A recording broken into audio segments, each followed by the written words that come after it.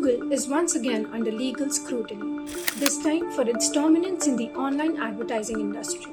Just weeks after being declared an illegal monopoly in the search engine market, the tech giant now faces a lawsuit from the US Department of Justice and multiple states, accusing the company of monopolizing ad technology.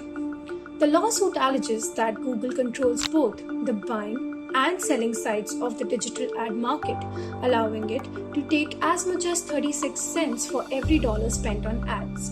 This, the government contends, places undue pressure on publishers like the New York Times and Gannett, forcing them to implement paywalls or, in some cases, shut down entirely.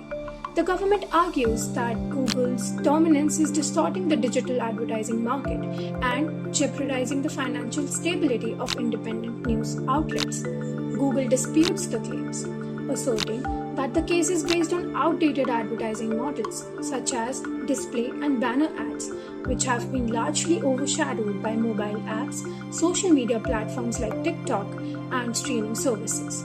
The company points to a decrease in its ad tech revenue from $31.7 billion in 2021 to $31.3 billion in 2023 to counter the notion that its market share is growing. The trial, which began this week in Alexandria, Virginia, was initially set to be decided by jury. However, Google settled one of the jury-related claims for over $2 million, shifting the case to a bench trial. U.S. District Judge Leonie Brinkema, known for her experience in handling complex civil cases, will now determine the outcome. Legal experts suggest this trial could impose a more significant threat to Google than previous cases, including the search engine monopoly ruling. Key witnesses are expected to include executives from major news outlets who are likely to argue that Google's ad tech practices are forcing them into unsustainable business models.